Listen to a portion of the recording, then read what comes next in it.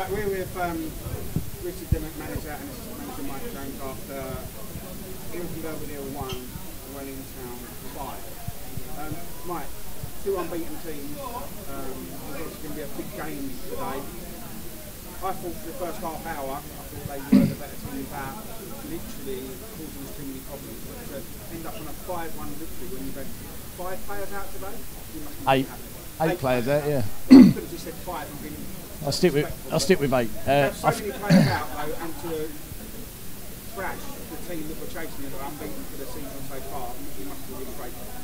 Yeah, it was a good game. I think they were. I certainly think they were more solid in the first half. But I think it was sort of our game plan was to be compact and to make sure that they didn't break through in the first half and just to be solid. I think certainly with the conditions and with so many changes, I think just to be solid in the first half and to suss out the way they were playing, and we sort of had a fair idea of how they would play, which we got right. So I think we were quite pleased from our side. And then I think to get the goal in the first half as well and to come in 1-0 up was sort of better than what we'd planned for in the first half. So I think, and then the second half just kicked on beyond belief. I think all credit to the players. I think we've set out a game plan. We've sort of worked hard in the week. We've worked hard to watch them before, to know how they would play. And I think we've set a sort of a game plan for today. But I think all credit to every one of the players today, because I think they've taken that second half, really gone on the front foot, and without being disrespectful, I think it genuinely could have been 7 or 8 in that second half. I think there was a good 2 or 3 chances we missed. I think Jack's made a couple of saves, a couple of good saves in the first half, a couple in the second half, but other than that I think we've left them to corners and long distance shots. So I think we're pleased from our point of view. Dimmock, you brought in a striker, Ali. I spoke to Kevin earlier and he said it's like a permanent signing. So to strengthen your squad with a player like that who has banged in 60 goals in the last 2 seasons at this level, you must be really happy. The fact that he's turned up first game and banged in a hat-trick, you're even more happy.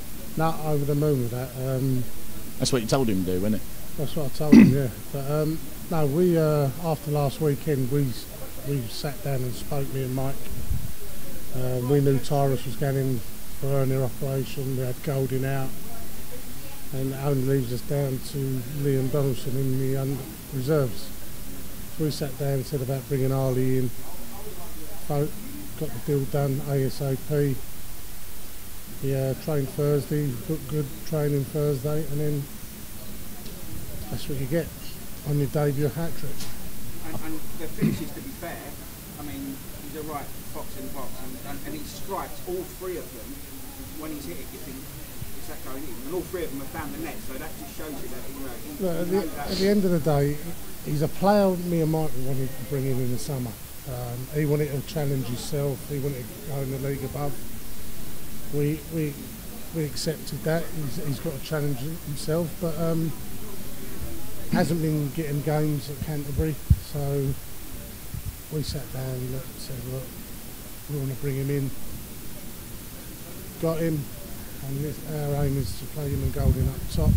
So are you going to change shape, or are you going to play one from out wide? We'll talk about it, but we could change shape. We've got so many options what we can do. It's proven today the options we've got, as we had 7 or 8 out through suspensions and injuries, and we've had a young side out there today, and I'm proud of them today because they have absolutely worked their socks off, and they've got what they deserve. Mike, I think it's fair to say that at times they overran us a bit in the first half an hour, where they did get up the pitch quite easily and they did get wide, but I don't think they actually had too many chances, so they had pressure on us. But is it important to stay in the game when you're away at a side like that and just and sort of work your way into it, and then when you get your chances, take it? Yeah, I think maybe that's something we should have talked about a couple of times in a couple of the more recent interviews. Is I think certainly at the beginning of the season we've been very cavalier. We've gone and been right on the front foot, and 6-3 in the opening game, 5-1. 3-0. I think we always know we can score goals, and I think we started the season very much on the front foot, very much looking to outscore opponents, very much looking to to be entertaining and to see where it goes. And then I think naturally, the the mentality and the gameplay changes as the season goes on. And we found ourselves in a position where we're top of the league and unbeaten. I think teams come to us a little bit differently. Obviously, at the start of the season, we were a bit of an unknown quantity.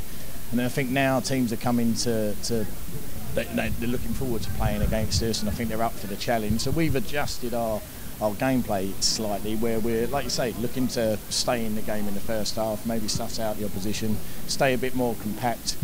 And I think in the first half we did that. I think there was times when I thought they created a lot of space. They created space well. I think their skipper, Harry Harding, was excellent at dropping deep a few times, and he came in between the lines, which caused us a bit of problems.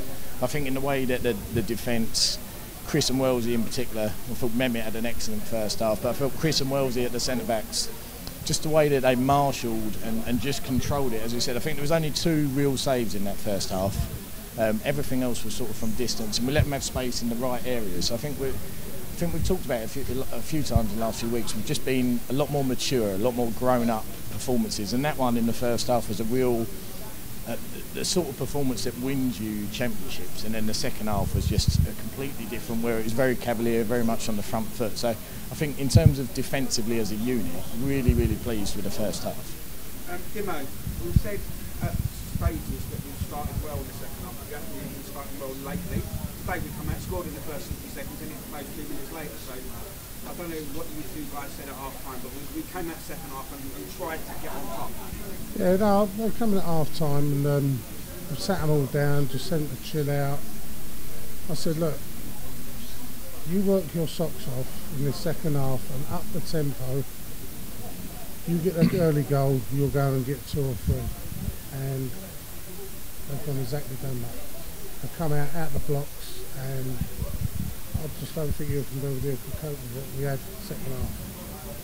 Do you think we broke them, Mike? Do you think once we got on and we hit the post and then we scored the second one, you think we broke their arcs, we broke their resolve?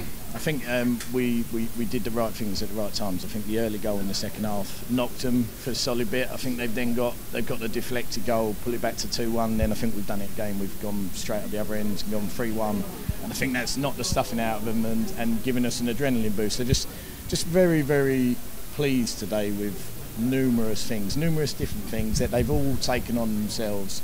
The youthfulness, the intelligence, the tenacity that they had, the discipline. I just felt everything today from all of the players. I think we talked about it before on the way here. It was an opportunity for a few players. We didn't want to put any pressure on them by saying that, or by saying, grasp the opportunity, or don't worry about mistakes. We're very much about relax and enjoy the game. But I think we've just said afterwards, I think everyone has done themselves a world of good with, the players that aren't here, even though they're big players like Smudger and Golding and Eggy, got work to get back in, and that can only be good for the games to come. Where was Eggy today?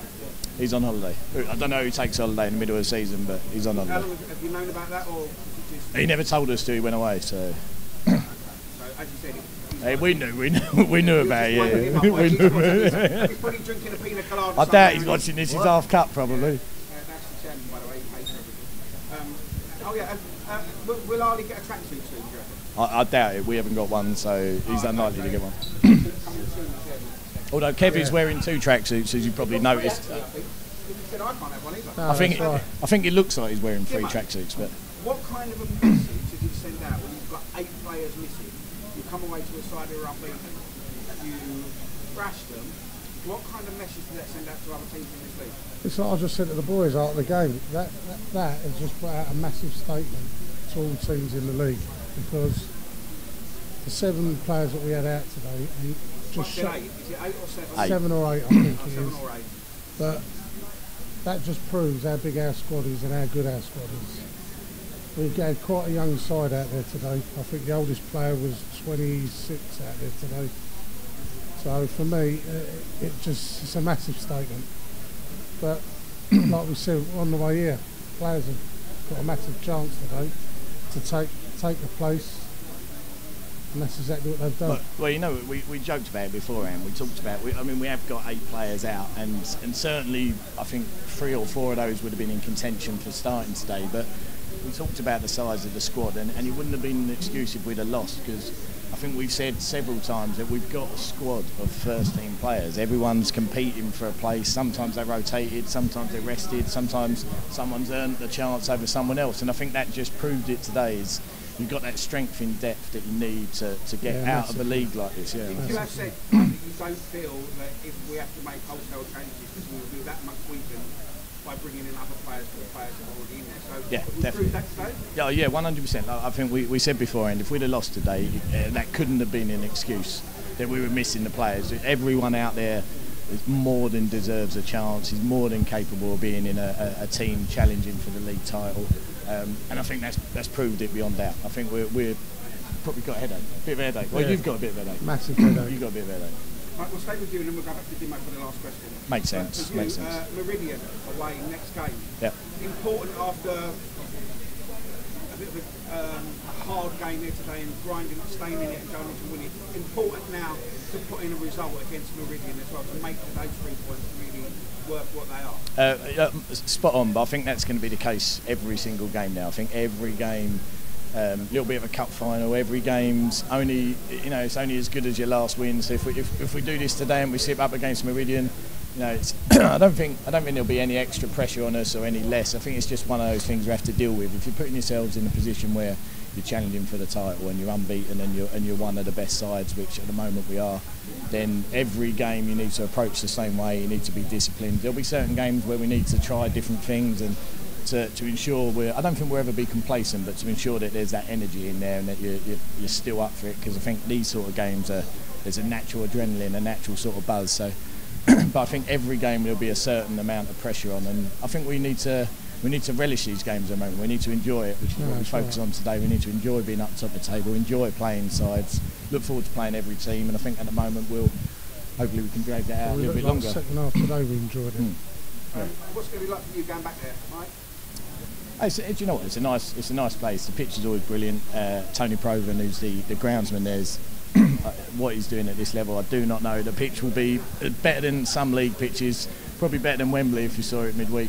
It'll be nice to go down there. It'll be nice to see the people around the club. It'll be even nicer if we come away with 3 points. But let's wait and see what happens next week. Would you be the type that would be celebrating on the touchline if we win it? I will be going crazy, Tom. Going crazy. It's going to be. No, I'll be going absolutely crazy if we win. Dimmock, as an ex-Welling United striker, before Kevin Howard quite wrongly decided he was going to land that somewhere. What was it like for you to come back to the ground where you started out football, really, as an adult level, and manage a decent level and get a win like that? It was a great feeling, to be honest. Well, I saw Piggy before the game. I've known her for quite a long time. But no, it was a great feeling. Come here. I was here for many years, playing for Welling. 16, wasn't it? Made you debut? 16. Looks exactly the same, just with a bit Still hold the record exactly for the youngest goal scorer. Drop that in. It was a great feeling. What memories did it being back here? You couldn't beat the memories. And this club, where it's come from or where it's going to, there's no reason in years to come that they can play a kind of standard Welling player. Look, the work with this football club is amazing. The next 3 or 4 years, 5 years, if we can climb up the ladder, it'd be fantastic. But we all deserve it. Kevin deserves it, the hard work he's putting in and the hard work we're putting in. So yeah, it'd be fantastic for the club. I think. And maybe one day in the not too distant future, because I know we're the FA Cup and the FA Vase next year, that you might end up playing well in themselves. And I think if you play them in friendlies, but to play them in a competitive game, I'm sure it'll be it'd be lovely. It'd be I'm sure Kevin being a Welling United supporter, I'm sure he'd probably combust that day. But it's worth just adding there. Actually, you talked about the work that's going on at the club, and it's not just us and the players and Kevin. It's the entire management team. Joel and Blaine, Tyrus helps out with the coaching, down to the physio, Tristan, the reserves, the under 23s. There's a real. I think. So you obviously with some of your average camera work, it's just there's a real togetherness at the club, and I think everyone we've looked at in terms of players or when managers have come on and everyone that Kev's looked to bring in want to be invested in the club. I think it's definitely a project, and that's worked all the way down from the players to the off-field staff. But we couldn't. we can stand in front of the camera and take the glory, but I think a lot of the work that Joel and Blaine do on the training ground and with the boys, and they're very much that link between us. You saw that in the second half today. For them as a young side, for them to enjoy it and to be that relaxed, I think that's full credit to the work that them two do in particular. But everyone at the club's just excited to be here and genuinely pleased to be part of a club that's going places. As I'm sure you are, yeah. And I think, to be fair, while you lot were in the changing room singing to Journey, Don't Stop Believing before the match, Joel was out there setting the warm-up up. So Blaine wasn't with him, I think Blaine was in with you lot, but Joel was out there and it was a horrible day. Oh, it was a horrible day, yeah. It was hammering down the whole match, it was freezing cold, it was windy, and you know, professional things were done today all across. But they're the best days to play. But I'll tell you what, you're right though. Let me tell you, the boys love Joel. Joel knows his stuff. He was a good player, very good player. Can still play now.